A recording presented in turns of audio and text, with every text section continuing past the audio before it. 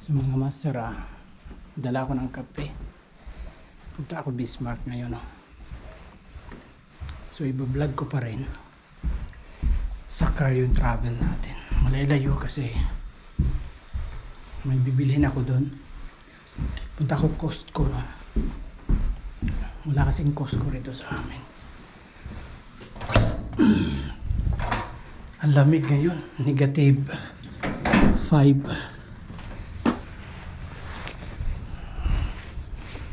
Fuck. Negative 5 ngayon. Tingnan natin sa phone. 4. So mga ano yan? Sa Celsius, ano yan? Mga negative 10 degrees Celsius, no? Ang lamig.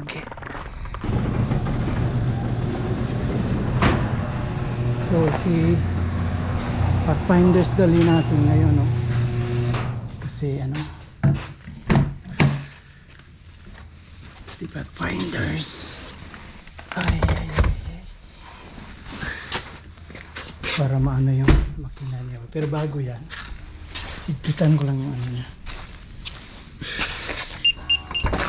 Ang gulong.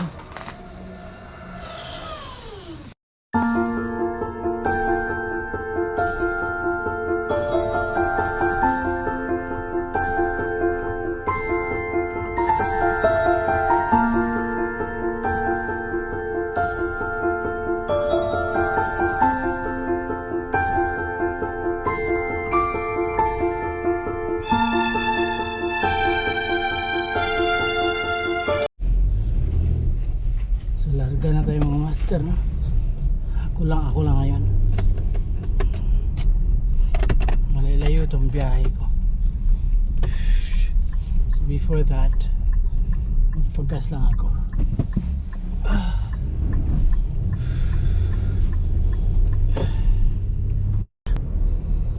Yung kamay ko, hindi ko na maramdaman.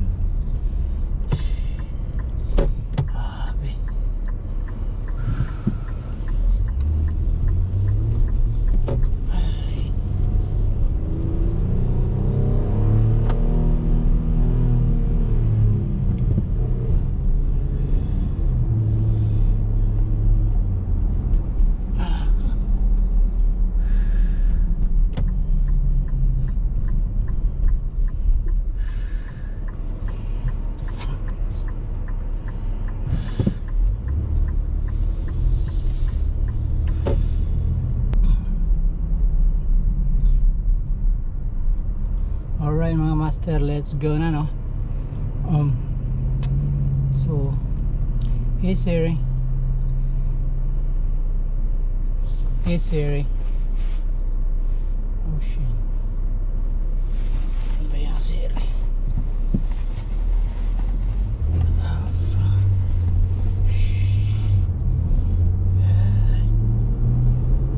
Okay, diretso na tayo. Ay.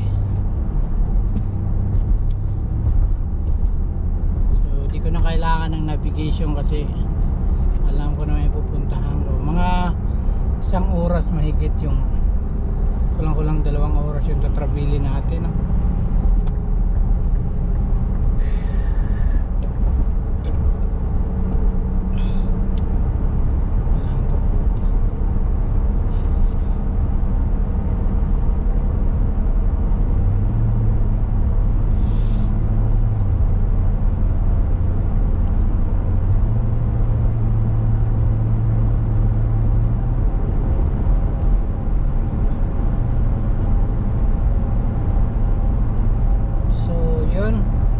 Bili ako ng mga supply.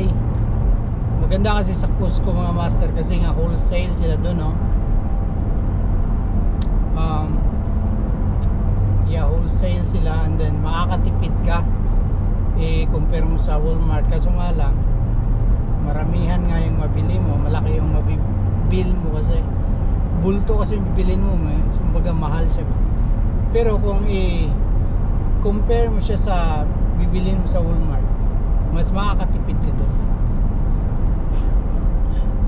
Wala, maraming gatas. Lamig sa labas pero sa loob ang init.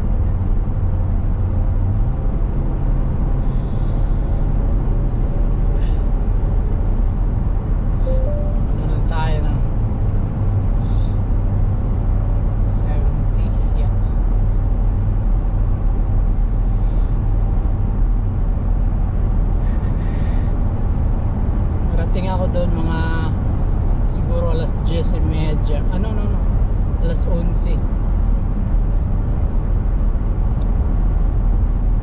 Straight lang tong daan na tong mga master punta doon. Yan naka rito sa US kasi yung daan nila dire-diretso lang ba. Tapos mahaba ng biyahe, like 24 hours, 10 hours, punta ka sa ibang states. Kasi kung alam nyo naman di ba, ang Amerika isang kontinente. Baga every states talagang malayuan ang biyahe. Kaya dito kailangan sasakyan mo durable, Japanese, yung mga reliable ba. Kasi nga biyahe rito kaya kalimitan dito konti lang yung mga front wheel drive na drive terrain dito, kalimitan dito 4x4 or all wheel drive kasi nga every travel mo iba-ibang klima madaanan mo. Dito ngayon snow, pagdating dun sa baba ulan na naman, pagdating dun sa kabila iba na naman, ganun yung kuan. At saka yung sa snow kailangan all wheel drive at saka 4 wheel drive or 4x4. Yan ang magandang sasakyan sa mga ganong road condition, So front wheel drive sa atin pwede yun sa mga ganyan ulan lang. At saka hindi ang travel sa atin hindi naman gaanong kalayuan, meron mang malayo-layo, siguro 5 oras lang yung max, mga ganun, 6. Dito kasi talagang 24 oras pag nagko-cross ka ng states. Gaya rito, halimbawa North Dakota, pupunta ka ng California, ayun, mga 24 hours. Kailangan mo magpahinga kasi yun lang yung compute ng Google, pero sa actual hindi mas tatagal ka pa kasi bakit? Magpapagas ka pa every 2 hours, 3 hours magpapagas ka, iihi ka, kakain ka, pahinga ka muna kasi nakapagod mag-drive, diba? Yan yung yan yung dyan, tatagal ka pa sa actual na biyahe. Kasi kung sa lang, kung sa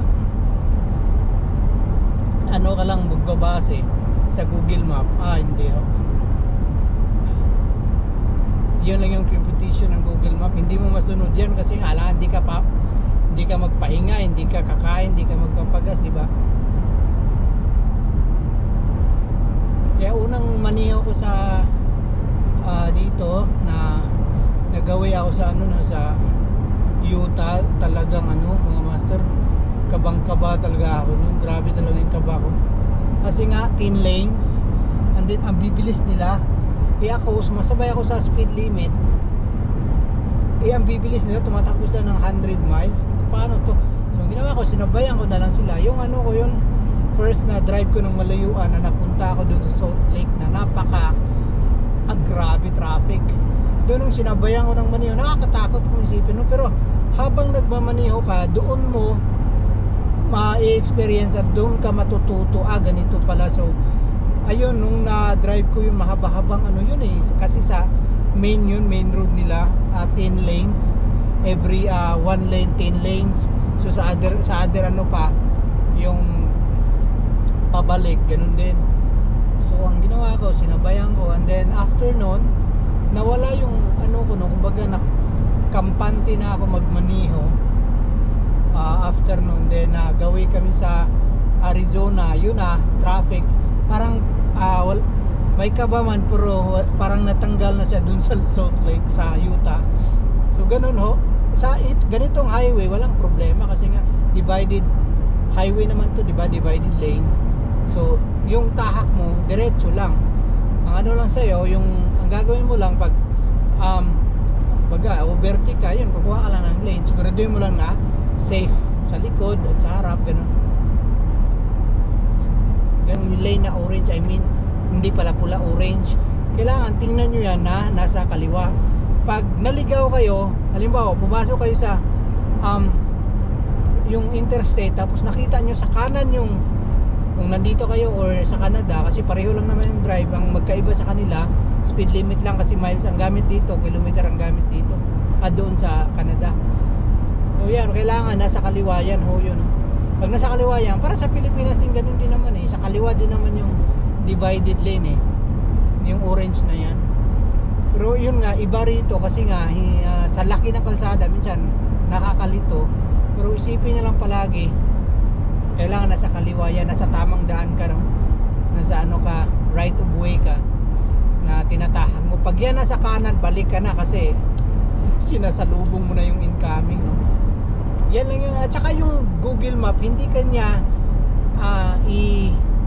i-mapping dun sa incoming, no? So baga sa oncoming traffic, maliban lamang kung pasukin mo. Once pinasok mo na yung lane na yan, si Google wala na magagawa kundi i-direct ka na lang dun sa pinasok mo na lane na tatahakin mo.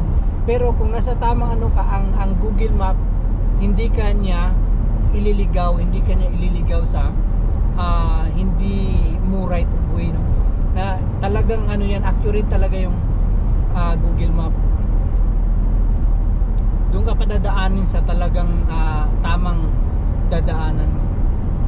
Maliban nga lang kung pasukin mo yung daan na hindi dapat, si Google kasi gugulo yung ano niya, gugulo yung pag redirect niya sa iyo, so ang gagawin niya, susunod na lang siya sa ano mo, sa pagmamaniho mo, no? Para wala siyang magagawa doon. Pero tandaan nyo, kailangan ano rin kayo, maging aware sa mga sasakyan. Tingnan nyo, makikita nyo naman saan sila dumadaan, gano'n. Ang drive test kasi rito sa North Dakota, apakadali lang. Punta ka lang sa residential. Pag marunong ka sa Pilipinas magmaniho, ang iwasan mo lang dito kasi hindi natin sinusunod kasing sign, mga driving sign dyan, mga marks. Siyempre totoo naman talaga yon. Meron man sumusunod, ilan-ilan lang, kahit nga double yellow, nag-overtake tayo dyan, no? Diba? Dito bawal na bawal ho yan, no? Pag nag-drive test ka, kung ano yung mga warning sign, dapat basahin mo. At ano, kapag yield ka lang. Pag may incoming, stop ka. Pag wala, wag kang mag-stop, ha, kung walang right of way na vehicle na dadaan. Yield ka lang, baga dahan-dahan ka, tapos diretso. Hindi ka pwedeng mag-stop kasi hindi yung stop sign. Maliban lamang kung may sasakyan nga na right of way na dadaan, doon ka mag-stop, no? Tsaka kung stop man, kailangan full stop ka, titingin ka sa kabilaan, and then go. Kasi nga mahigpit talaga sila rito sa driving test na sa DMV. Dito sa North Dakota, hindi na ako dinala sa highway sa mga traffic lights. Ang inano lang dun sa mga residential. Yun ang namang importante dun sa residential.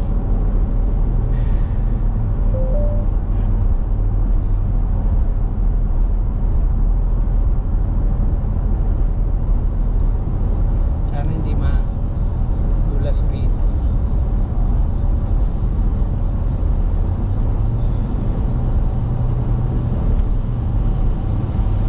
Mga tracker, napakalaking tulong niya, no?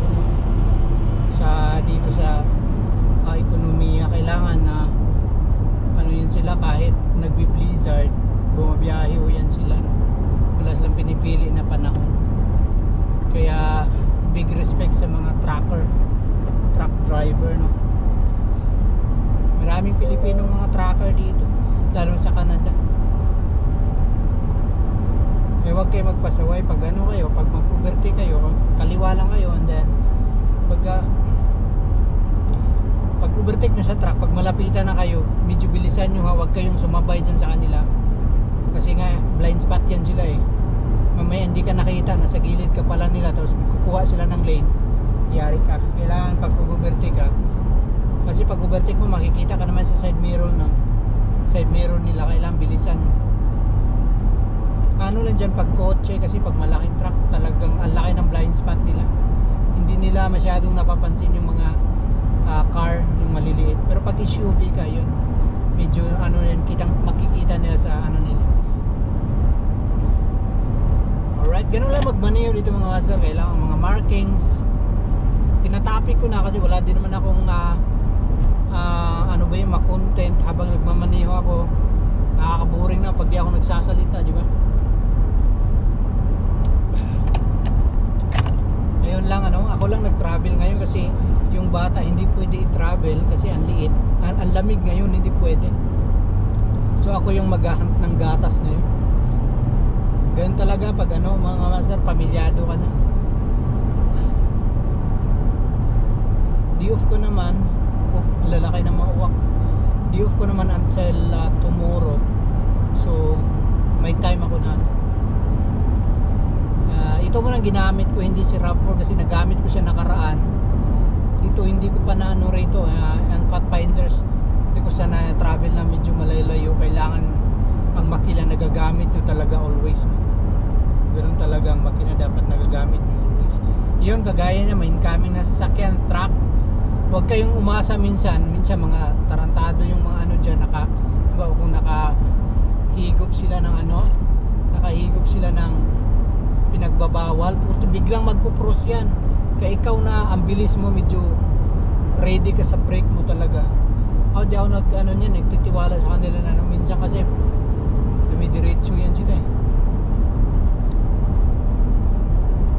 Tinignan ko yung road na sa North Dakota, safe naman kasi nga bago kayo mag-travel na medyo malayuan, mga isang oras may tingnan nyo yung mga road access kung passable ba, no, kung open ba na mag-travel kasi minsan may advisory sila na no travel advisory. Huwag nyo subukan kasi nga pag na stuck kayo dyan, malilintikan kayo sa mga magre-rescue, magagalit sa inyo kasi sinabi na nga na ano no, di ba, road ma-warning na, nag-warning na sila maliban kung essential yung travel mo. Halimbawa isa kang doktor, isa kang medical, halimbawa talagang essential yung travel mo, yun considerable yun. Pero yung may ano ka lang bibilin, ganun, maano yun sila.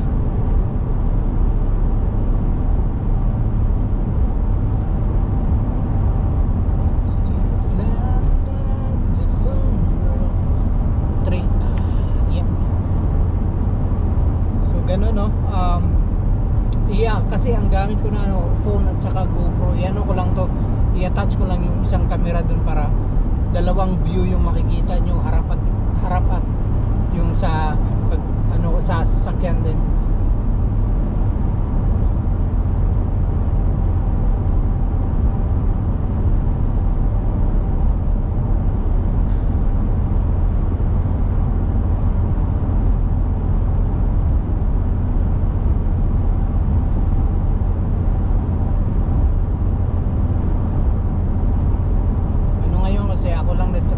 Kasi ngayon, kasi nga bagong panganak, kaya talagang ubusan ba dito kasi yung bill hindi humihinto, no? Laki pa ng bill sa hospital. Ang rito, hindi humihinto yung bill kahit trabaho at hindi, basta may binabayaran ka. Maganda na sa atin kahit may konting pera tayo, wala naman tayong utang na dito. Hindi pwede hindi ka umutang ng sasakyan, hindi naman pwedeng hindi pa ako bumili ng bahay sa rito, ayoko rito tumira. Hindi naman pwede na hindi ka mangupahan, mga insurance, yung mga insurance talaga yung sakit sa bulsa. Ang kailangan mo ng trabaho, ang paghanap naman ng trabaho rito, kung nandito ka na, hindi naman mahirap, hindi ka lang mapili. Kahit manager ka dyan sa atin or disente yung trabaho pagdating dito sa Amerika, back to zero ka, no? Hindi nila i-counted yun maliban kung medical related ka. Yung kasi nurse nila rito, same lang yung practice dyan, kaya yun yung hinahire nila. Yung mga medtech pa nga working visa sila, hindi sila green card agad, no? Ewan ko ba't ganun yung nila, may rin sila talaga, category lang talaga silang kinukuha. Mga teacher, mga G1 at saka H1B din yung visa nila, no? So yeah, 5 years expired and renew. Dami ng teacher dito sa North Dakota, mga master.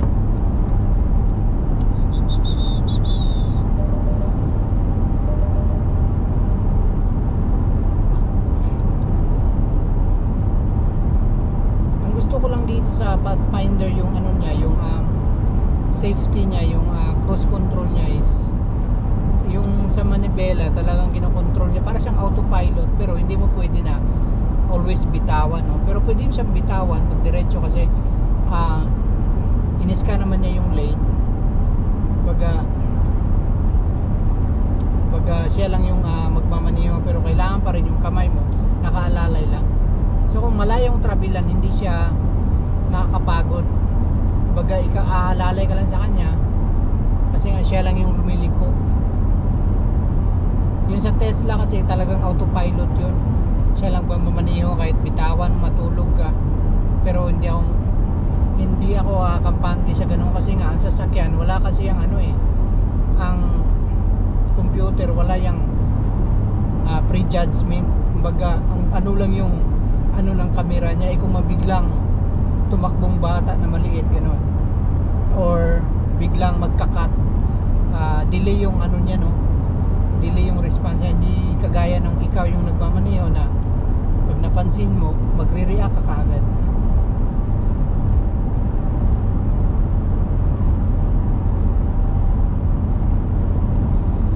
Silaw man, kape muna tayo mga master.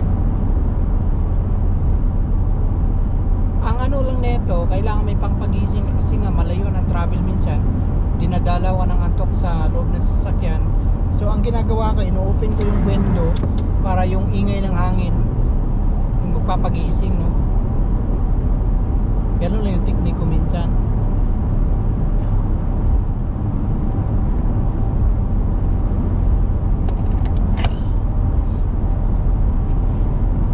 Siguraduhin natin na dala natin yung debit card kasi nga dun sa Costco hindi sila tumatanggap ng credit card, no. Lang, diskumpiyado rin yung mga na yan mga tao, yung business na yan ang ina-accept nila is debit card. Kumbaga automatic deduct na talaga, diba? Hayahay.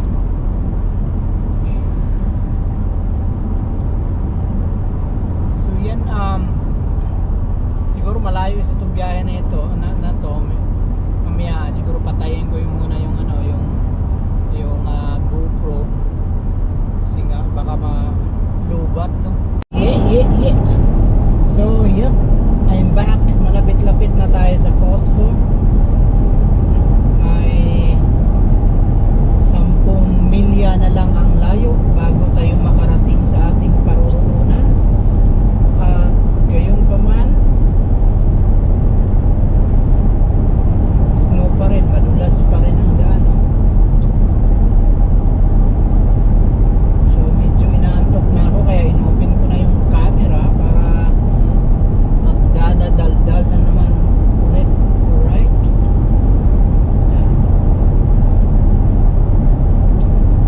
so yeah, ganda ng araw ngayon. Napakalinis na palinaw ng langit.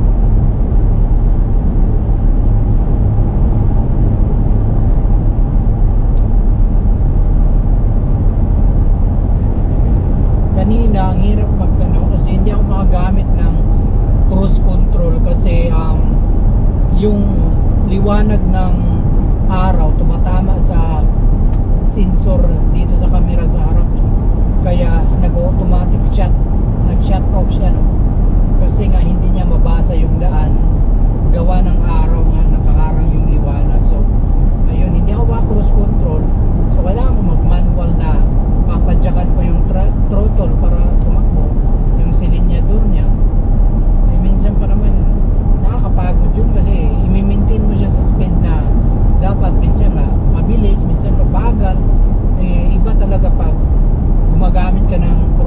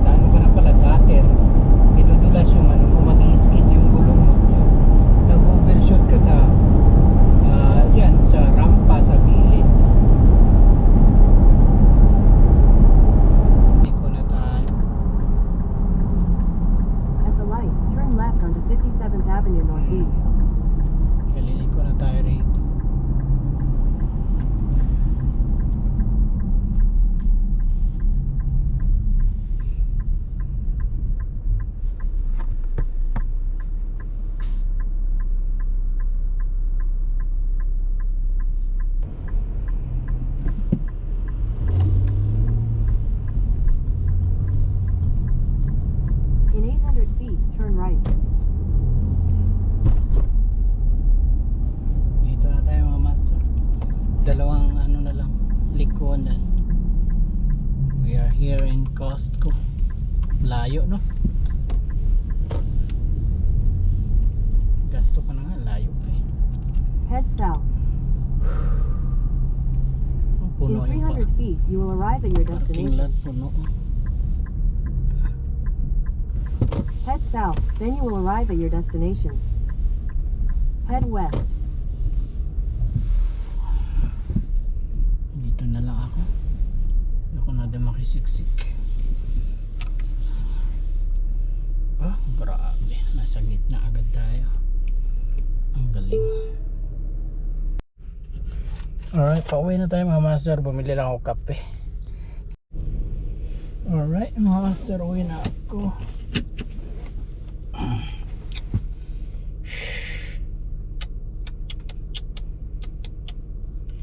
Uwi na ako no, kasi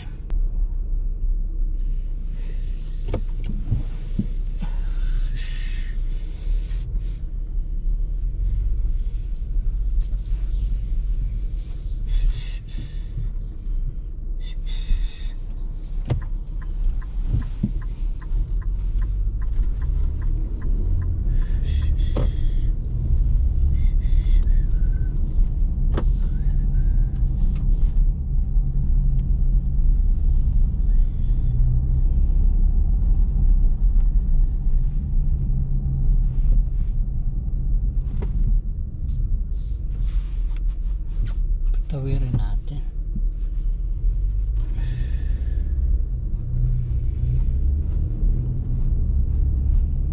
Tourist bus siguro yan.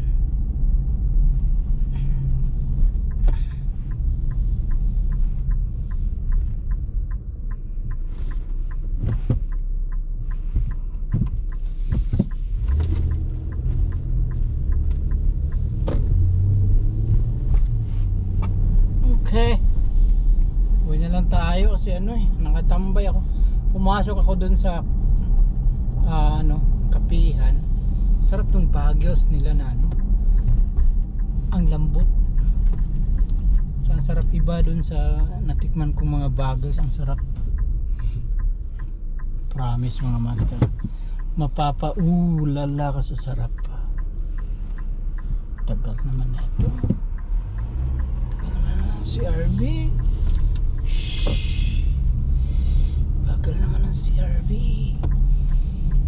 Ay, uwi na si Master. Travel naman tayo ng 2 oras. Alright. Si baby ko nag-aantay ng ano yun, milk.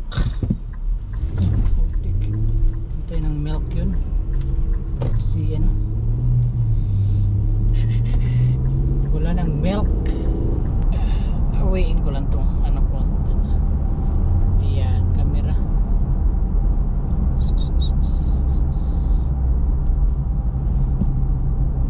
So ano na, maulap na ang kalangitan ngayon.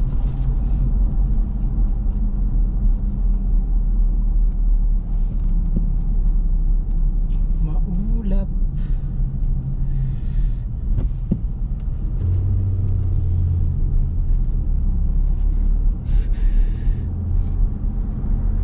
Nabusog ako dun sa isang bagel bagay, may kape pa naman ako rito. Kasya na to pa uwi.